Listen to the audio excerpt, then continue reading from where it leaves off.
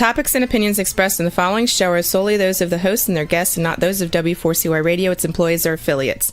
We make no recommendations or endorsements for radio show programs, services, or products mentioned on air or on our web. No liability, explicit or implied, shall be extended to W4CY Radio or its employees or affiliates. Any questions or comments should be directed to those show hosts. Thank you for choosing W4CY Radio.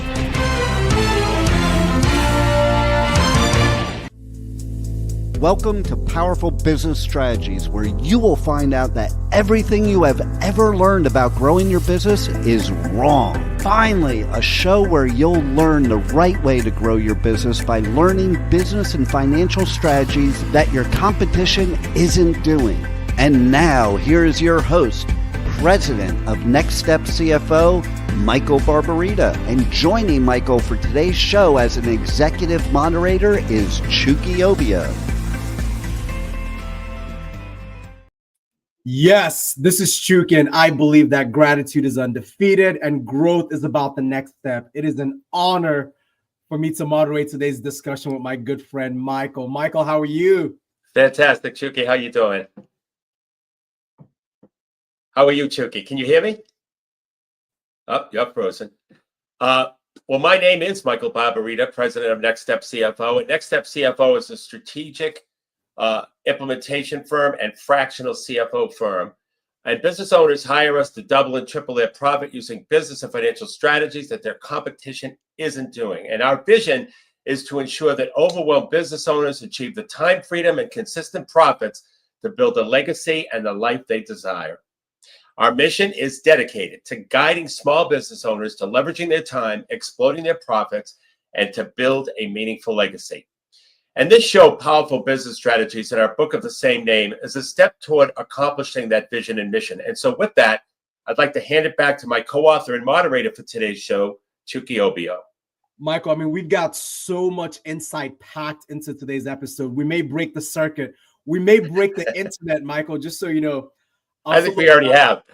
Exactly. Very energized about today's episode. It's titled Strategic Partnerships and Joint Ventures.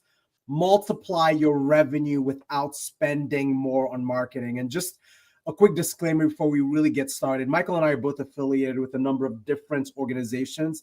I currently serve as a managing director of business development for Better Price, a business-focused law firm. But look, in addition to that, it's truly an honor to collaborate with Michael to moderate business roundtables and document the insights from these roundtables as part of our book, Powerful Business Strategies. Please note that the views expressed on this show are our personal views based on successful experiences. My mission as a fearless moderator is to ask the right questions to help you, the listener, learn the best business strategies that the competition isn't doing. Michael, back over to you. Thank you, Chuki. So, business owners, I see the constant pressure that you're under, the never-ending demands to generate more leads, to convert more customers and grow your revenue. You're pouring money into marketing that delivers diminishing returns while your competitors seem to be everywhere. But what if I told you there's a growth strategy hiding in plain sight? One that doesn't require more ad spend, more content creation, or more social media posting. A strategy that lets you tap into established relationships and trust that other businesses have already built.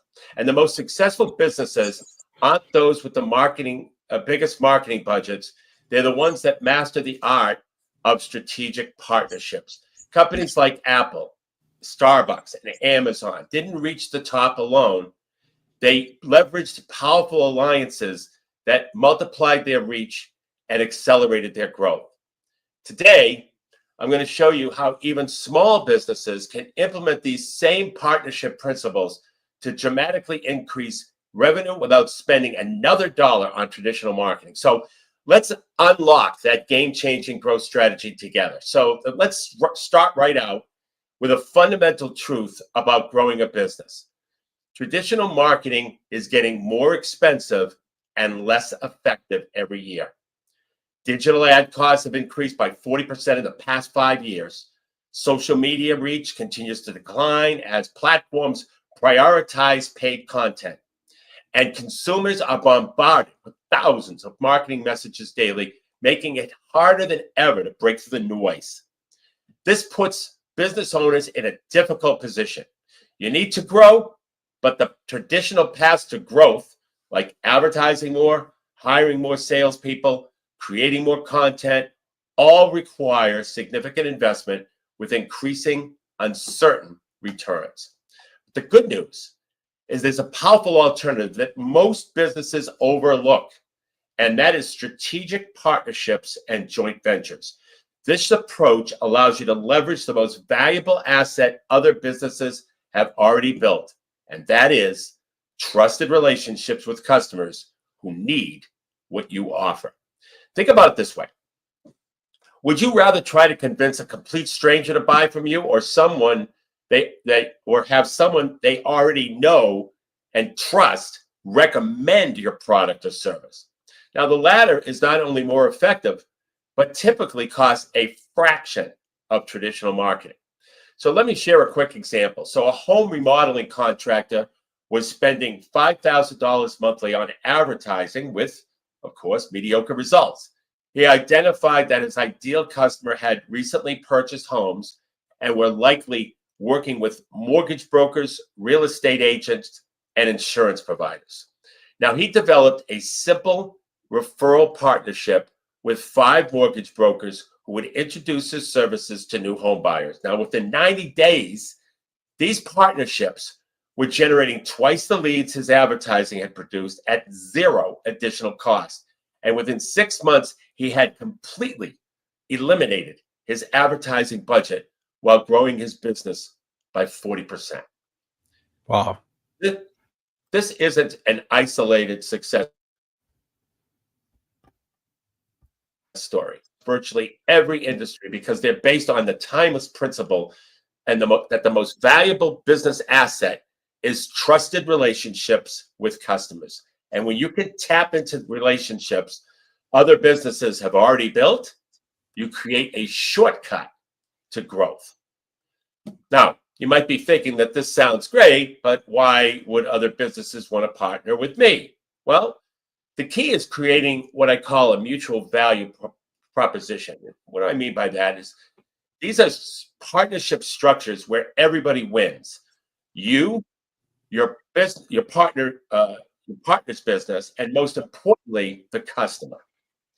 Strategic partnerships aren't about convincing someone to promote your business out of the goodness of their heart. They're about creating systematic arrangements where your partner receives meaningful value, albeit financial rewards, enhanced customer relationships, competitive differentiation, or other benefits, including referrals, for connecting with you with connecting you with their customers. Throughout today's show, I'll walk you through our proven system for identifying, approaching, and structuring profitable partnerships that can dramatically accelerate business growth without the escalating costs of traditional marketing. Michael, it's interesting, right? I mean, you really struck a chord here. Like, this concept of strategic partnerships sounds powerful, but I'm curious though, what types of businesses can benefit from this approach? And is it limited to certain industries or company sizes? Yeah, that's really a great question, Chuki. So one of the most powerful aspects of strategic partnerships is that they work for virtually any type of business, regardless of size or industry. And I've seen successful partnerships for everything from a one-person service business right up to multi-million-dollar manufacturing companies. And for service businesses like consultants or accountants or marketing agencies, partnerships with complementary service providers who serve the same client base can be really productive. For example, a web designer partnering with a digital marketing agency, or a business coach partnering with CFO services like ours. And of course, we do both CFO services and strategic implementation. And for retailers and e-commerce businesses, partnerships with non-competing businesses that serve the same customer demographic can drive significant foot traffic or online sales. A boutique clothing store might partner with a jewelry store, or a pet supply e-commerce site might partner with a pet insurance provider. And for manufacturers or wholesalers, partnerships with retailers Installers or service providers who interact directly with end users can open entirely new distribution channels. With an interior designer or a food producer might partner with local restaurants. The key insight is that strategic partnerships aren't about the size of your business. They're about the value you can provide to your partner's customers, and of course, vice versa. Even a solopreneur can forge powerful partnerships with much larger organizations if they solve a significant problem for those partners' customers. In fact, smaller businesses often have advantages in partnership development because they can move quickly. They can customize their offerings for specific partners' needs and provide personalized attention that larger competitors simply can't match. So whether you're a startup or an established business, a local service provider, or even an international manufacturer, strategic partnerships can be a game-changing growth strategy when correctly implemented. So now let's dive into that first step of creating successful strategic partnerships, identifying your ideal potential partners. Many business owners make the critical mistake of approaching partnership development randomly, reaching out to any business that seems remotely related to theirs or that happens to be convenient. This is a scattershot approach, rarely produces anything meaningful. So effective partnership strategy begins with a systematic approach to identifying potential partners who can provide maximum value. I call this the concentric circles methodology. Let me explain this. Imagine your business at the center of a target with 3 circles expanding outward, and each circle represents a category of potential partners, with those closest to the center typically offering the greatest partnership potential. So the innermost circle contains what I call natural allies. These are businesses that serve the exact same customers as you, but offer complementary, non-competing products or services. And these businesses are your highest priority partnership targets because they've established an already assembled the precise audience that you want to reach. For example, we'll give a quick example. If you're a financial advisor specializing in retirement planning, your natural ally might include an estate planning attorney or a Medicare insurance specialist or a senior living consultant. All serve the same retirement age clientele, but offer services that complement rather than compete with yours. The second circle contains adjacent providers. These are businesses that serve customers who are similar to yours, but may very well be at a different stage in their journey. And these partnerships require a bit more creativity, but can be tremendously valuable. For example, if you're a wedding photographer, adjacent providers might include engagement ring jewelers who serve your ideal customer before they need you, or a newlywed financial advisor who serves those same customers after you. While these businesses don't target the exact same customers as you, there's significant overlap in the customer profile. And the third circle contains value amplifiers. These are businesses that don't necessarily share your customer base, but can significantly enhance the value of your offering through collaboration. These partnerships are more complex, but can create really powerful competitive advantage. For example, if you're a corporate training company, a value amplifier might be a software platform that could track the implementation of your training methods, adding a data-driven component to your service that sets you apart from your competitors, actually adding things.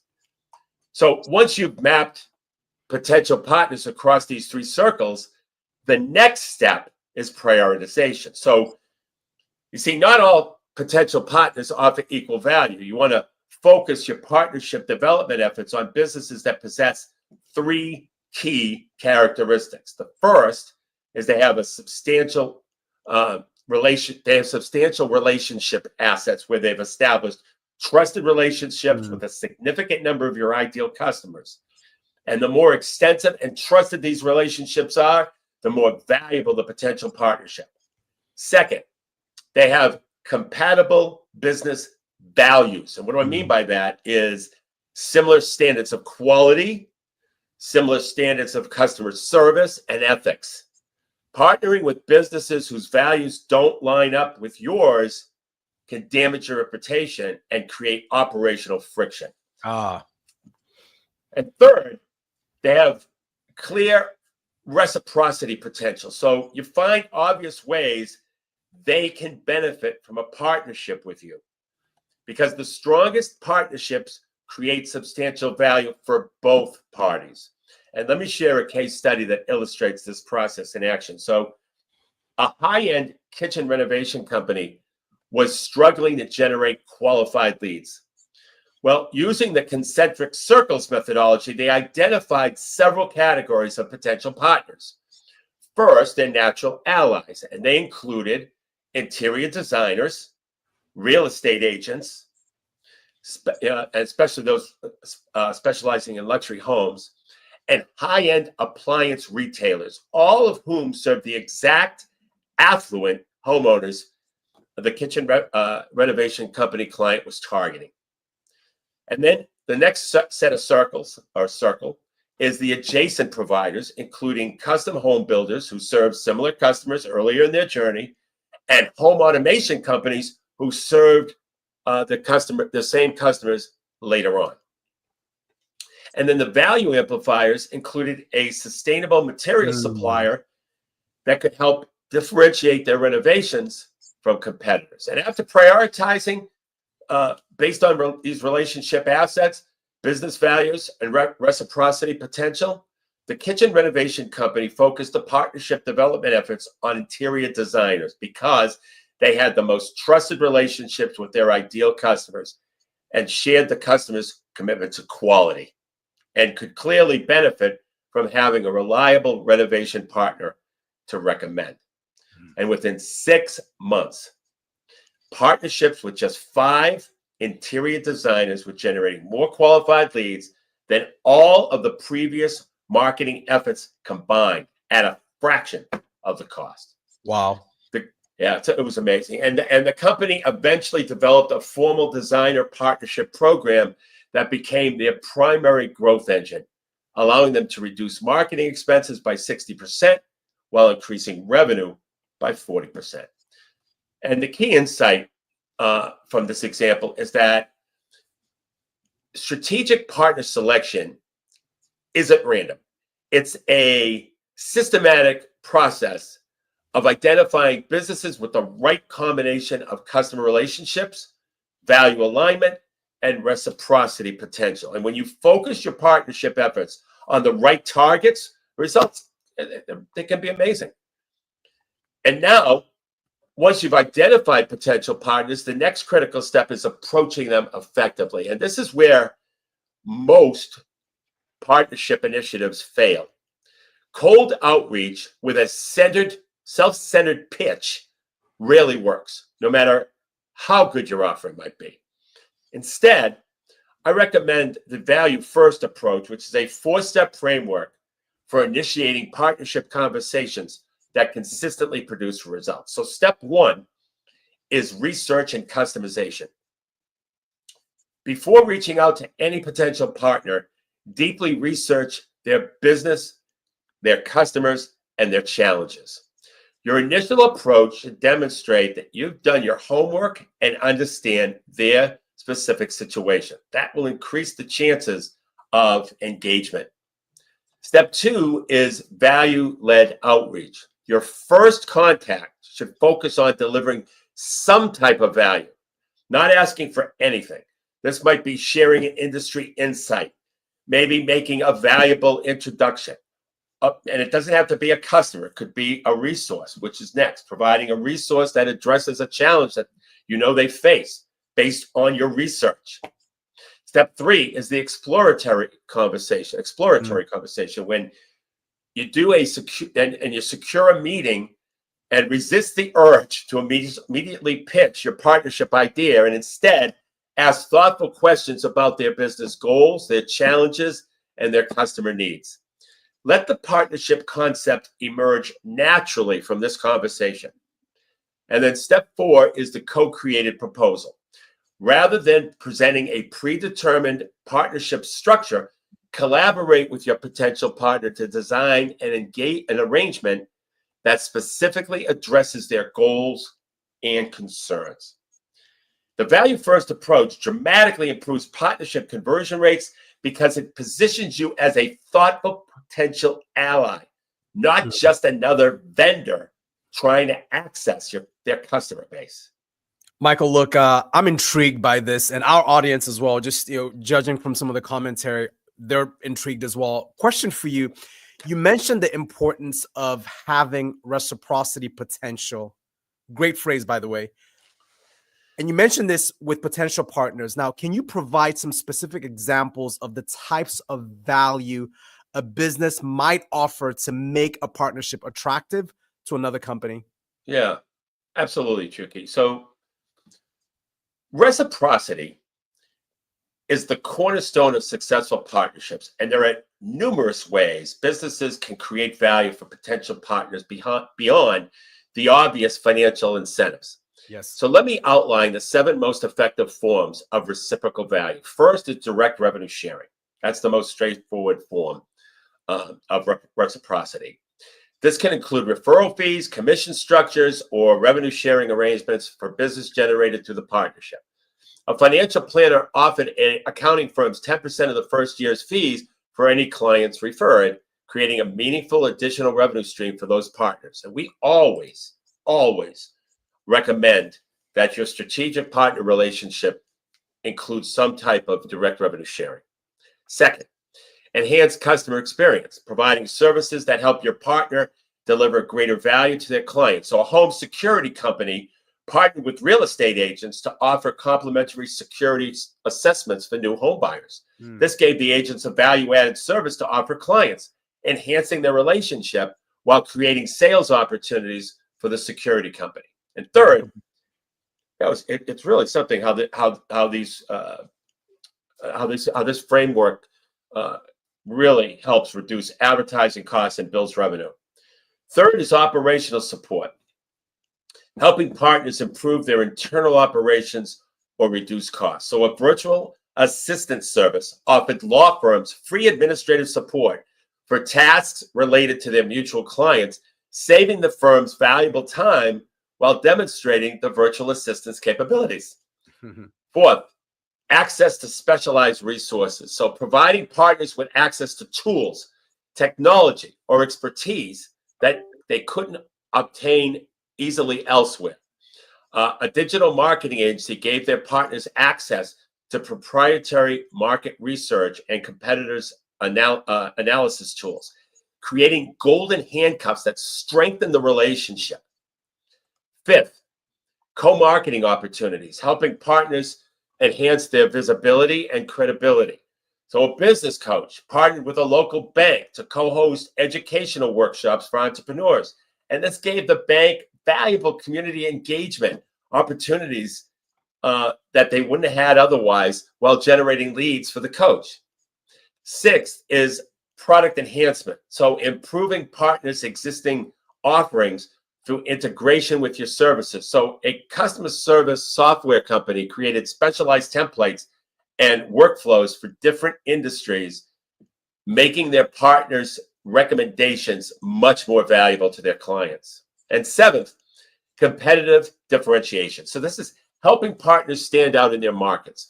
A commercial insurance broker developed industry-specific risk management programs that their partners, industry associations, could offer as exclusive member benefits, helping them increase member retention. You know, the most powerful partnerships typically combine multiple forms of value. For example, a partnership might include both revenue sharing and enhanced customer experience elements, creating multi-dimensional benefits for both parties. Those are the most successful. And the key to identifying the right reciprocity elements is understanding your potential partner's strategic priorities, not just their immediate financial interests. See, during exploratory conversations, ask questions like, what are your biggest challenges in growing your business? Or how do you measure success with your customers?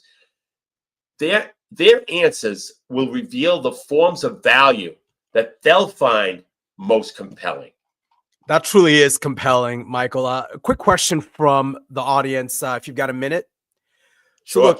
look, this is interesting. What are some common mistakes that businesses make when first attempting to establish strategic partnerships? That is a good question. Well, I've observed 7 common mistakes that derail partnership initiatives, even when the fundamental strategy is sound. First is it's the all about me approach. Too many businesses lead with what they want from the partnership rather than understanding their potential partner's needs first. I worked with a marketing agency that couldn't understand why their partnership outreach was failing until we reviewed their pitch, which talked exclusively about the leads that they wanted without addressing what partners would gain. Second is inadequate due diligence. Rushing into partnerships without thoroughly researching the potential partners can lead to misaligned expectations and totally wasted effort. A client in the fitness industry enthusiastically partnered with a nutritional supplement company only to discover reputation issues that reflected poorly on their own brand. Third is vague expectations. Successful partnerships need clear, measurable objectives and processes. A financial advisor created numerous networking partnerships that produced minimal results because there was no defined system for how referrals would flow between the businesses. Common error. Fourth, over formalization, formalizing too early. Some businesses insist on complex agreements before testing the concept, creating unnecessary friction. Start with a pilot program to establish trust and demonstrate value before expanding to more comprehensive arrangements. Fifth is underinvestment in partner support. So many businesses fail to provide adequate training materials and ongoing communication to help partners succeed. So a home services company created an innovative referral program, but didn't train their partners' staff on how to identify appropriate referral opportunities, and that's severely limited results. And sixth is measuring the wrong metrics, focusing exclusively on immediate revenue that can undermine long-term partnership value. So before we continue, let's take a 90-second break. Hey there, business owners. Let me ask you something. Are you tired of blending in with your competitors? Frustrated with slow growth and slim margins? Well, I've got news for you. Everything you've ever learned about growing your business is wrong. But don't worry. I'm here to let you in on a secret weapon, your position of market dominance. It's what sets you apart, makes you irreplaceable, and has customers lining up at your door. My name is Michael Barbarita from Next Step CFO. I know what you're thinking. Sounds great, Michael, but how do I find my position of market dominance? Well, that's exactly why we've created our game-changing implementation program called Next Step to Market Dominance. In just 90 days, we'll guide you step by step to a position of market dominance by uncovering your unique strengths that competitors can't touch, by crafting a message that resonates deeply with your ideal customer, by building a strategy that turns you into the go-to expert in your field. Now, this isn't theory. These are battle-tested strategies that have helped businesses like yours double, triple, and quadruple their revenue. Don't let another quarter go by struggling to stand out. It's time to dominate your market, period.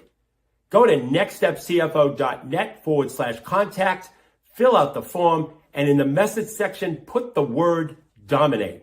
Or call us at 781-326-3822.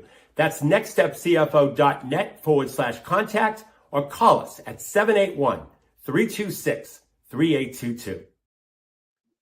Welcome back. And remember, if you're driving, you can pick up the replay at our website, powerfulbusinessstrategies.com. Any show is on. All the shows that we've had are on that website. So if you'd like to hear a specific show, just go to that website and download it.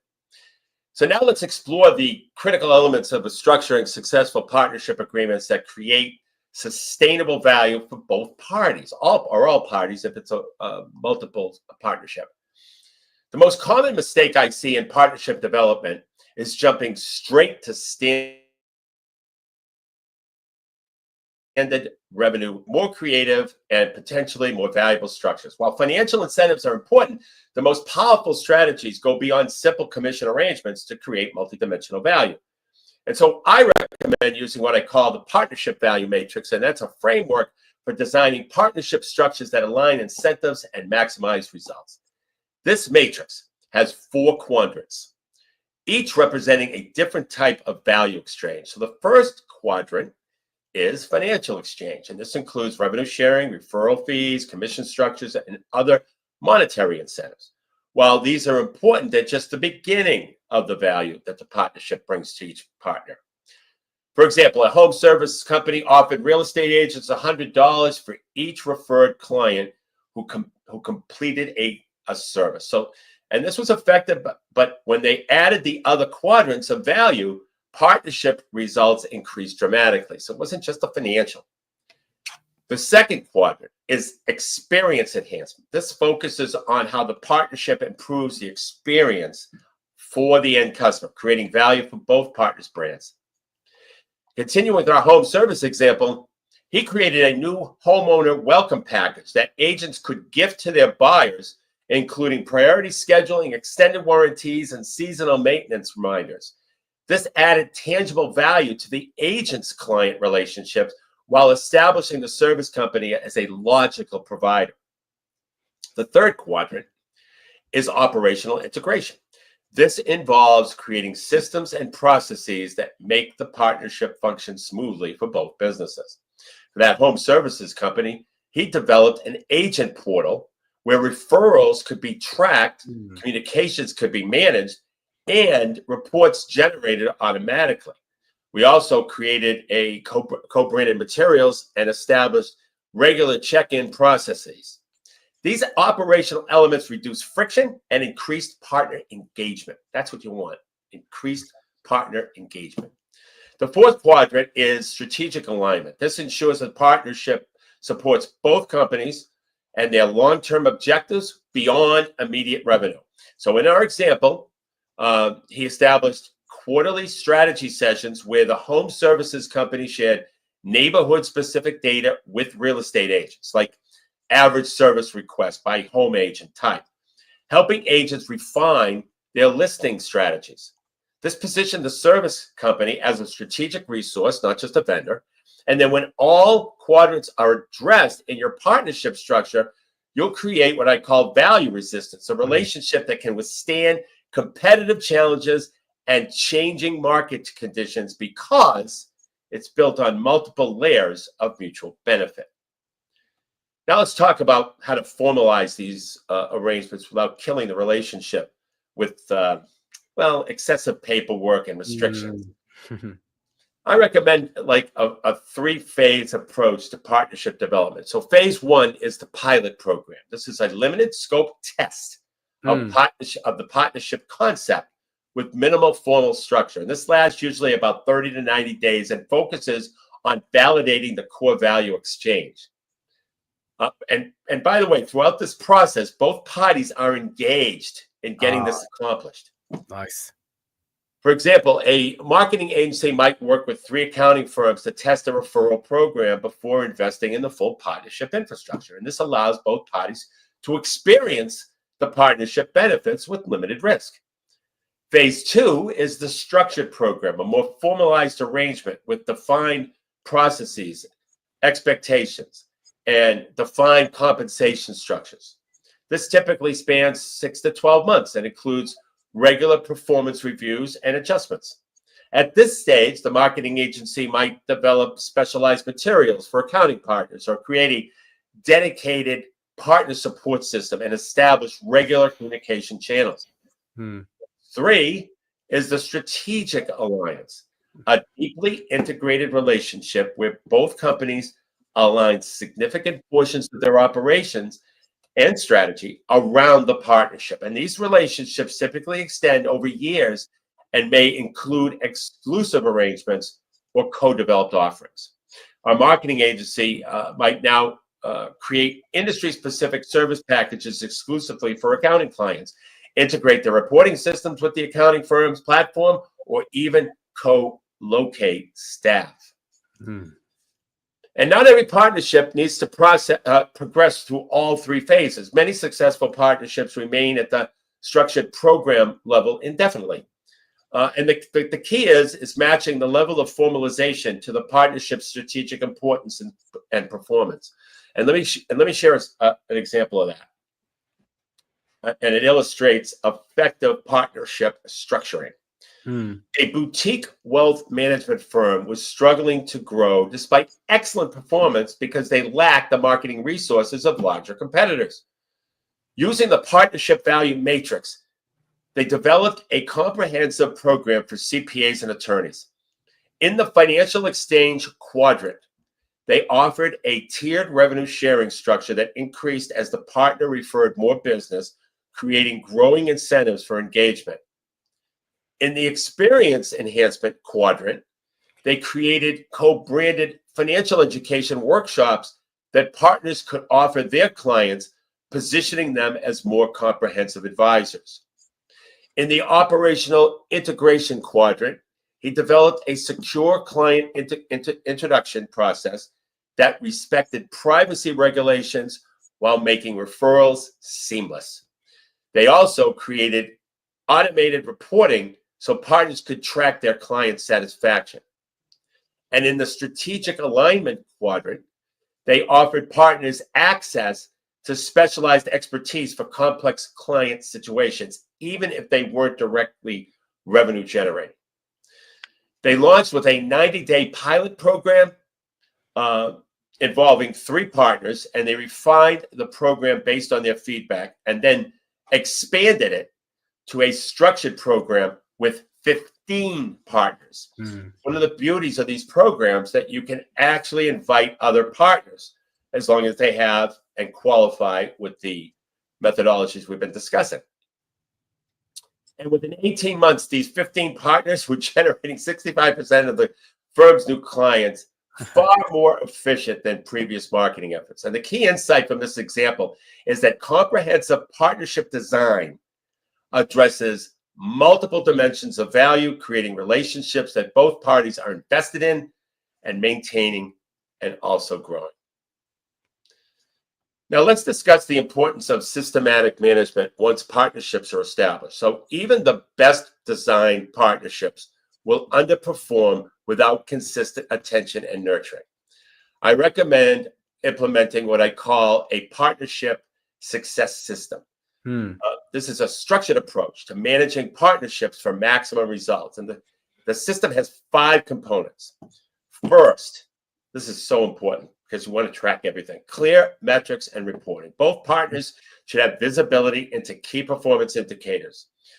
A construction company provided monthly reports to their architect partners showing leads received, projects completed as a result, and client satisfaction scores. And this transparency built trust and highlighted the partnership's value. Second, regular communication rhythms. So establish consistent check-ins at appropriate levels and intervals. Some partnerships require weekly calls, while others might need only quarterly reviews. But whatever the frequency, consistency is key to relationship maintenance. Third is continuous education and enablement. Regularly updating partners on your offerings, providing training on referral identification, and share market insights that help them succeed. A software company that I advised created a quarterly partner update webinar that consistently achieved 80% attendance because it provided genuine value. Fourth, recognition and incentives. Acknowledge and reward partner performance beyond the basic financial arrangement. That's important. Fifth, feedback and evolution. Systematically gather partner input and use it to improve the program. A professional services firm that I worked with implemented biannual partner surveys that led to several program enhancements, increasing referrals by over 40% the following year. Together, these 5 elements create a partnership management approach that transforms one-time arrangements into sustainable growth engines. Michael, this is fascinating, right? And I want to pick up on one of the concepts that you touched on. So you emphasize the importance of creating multi-dimensional value in partnerships. Could you share a specific example, or maybe 2, of how a small business with limited resources successfully implemented this approach? Oh, that's an interesting question, Chuki. And the main reason why it's an interesting question is it actually addresses a very common concern. Yes. Small business owners often believe they lack the resources for sophisticated partnership programs. Absolutely. But some of the most creative approaches I've seen have come from those resource constraint entrepreneurs. And let me give you a quick example. A solo interior designer who had exceptional talent but a minimum marketing budget identified high-end real estate agents as ideal partners who already had relationships with home buyers likely to need design services. And despite their limited resources, she created multidimensional value across all 4 quadrants. In the financial exchange quadrant, rather than offering cash referral fees, which she couldn't afford, she created a designer for a day certificate that agents could give to their luxury buyers. And this had a $1,500 retail value, but cost her only her time. For each client who converted to a full project, which was about 60% of them, she provided the agent with a $500 gift card to a high-end restaurant, and that a cost that she could easily absorb within her project margins. And in the experience enhancement quadrant, she created a new home visualization guide, which was a beautiful co-branded booklet with design tips, space planning worksheets, and inspirational photos. And agents could give these to clients at closing as a high perceived value gift that showcased both the agent's and the designer's expertise. And in the operational integration quadrant, she built a simple process where agents could schedule a 15-minute video call with her before showing luxury properties. She would provide quick insights about each home's design potential, giving agents talking points that impress prospective buyers. And this required minimal time, but significantly enhanced the agent's presentation. And in the strategic alignment quadrant, she offered to stage the agent's most important listings using items from her inventory. While this took just a few hours per month, it helped agents sell houses faster and at higher prices, creating strategic value far beyond the immediate design. So can we just take one quick question from a listener, Chuki? We can. I mean, it's funny. Our listeners are always asking us to maybe take more questions. I know. Well, here's one. How do you recommend businesses measure the ROI of their strategic partnerships, particularly compared to other marketing channels? Well, that is a critical question because partnership ROI measurement requires a more nuanced approach rather than traditional marketing metrics. And I recommend a 3-tiered approach. The first is direct revenue metrics. This is about customer acquisition costs for both partners, conversion rates, average transaction value, and customer lifetime value. And then the second one is a relationship value metrics. These measure the broader business impact, like sales cycle length, retention rates for partners, cross-selling success with partnership clients, and referral generation from partnership sourced clients.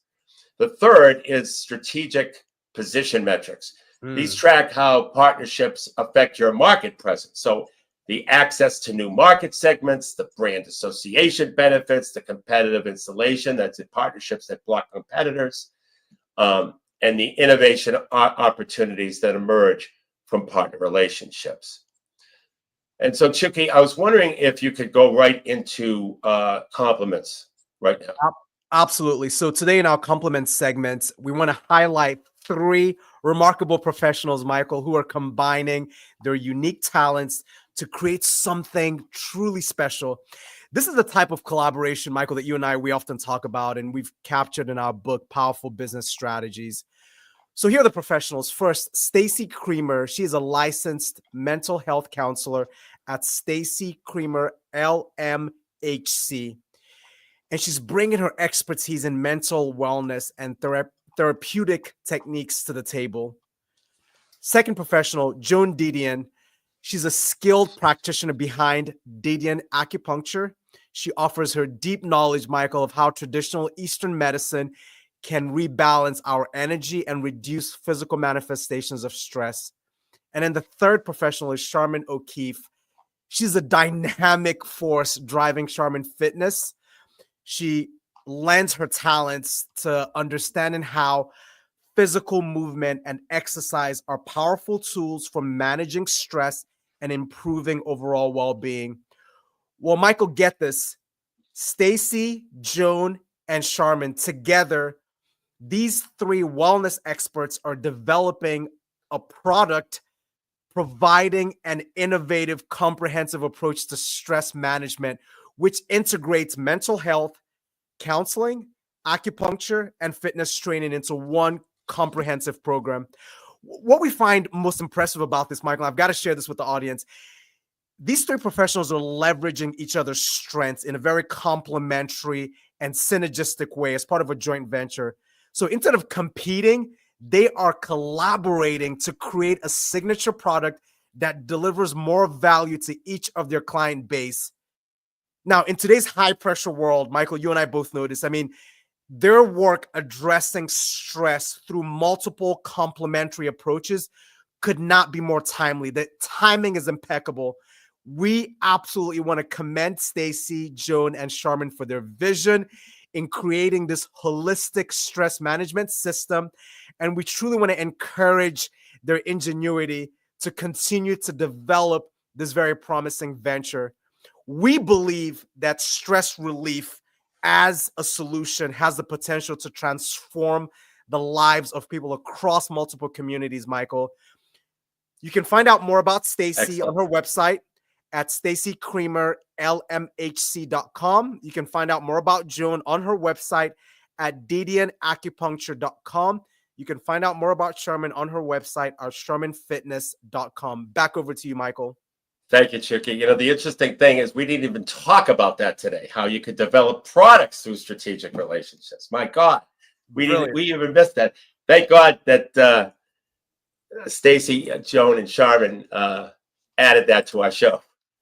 Absolutely. So as we wrap up today's episode on strategic partnerships and joint ventures, let me summarize the key insights we covered. So we introduced a systematic approach to partnership development that can dramatically grow your business without increasing marketing costs. And this approach includes the 3 core steps. First, identifying ideal partners using the concentric circles methodology. We explored how to map natural allies, adjacent providers, and value amplifiers, and then prioritize potential relationships based on relationships, assets, business values, and reciprocity potential. Love it. Yeah, God. And we also discussed the value first approach to initiating partnership conversations that consistently produces results. Second, we offered structuring effective partnerships using that partnership value matrix. We examined how to create multi-dimensional value across financial exchange, experience enhancement, operational integration, and strategic alignment.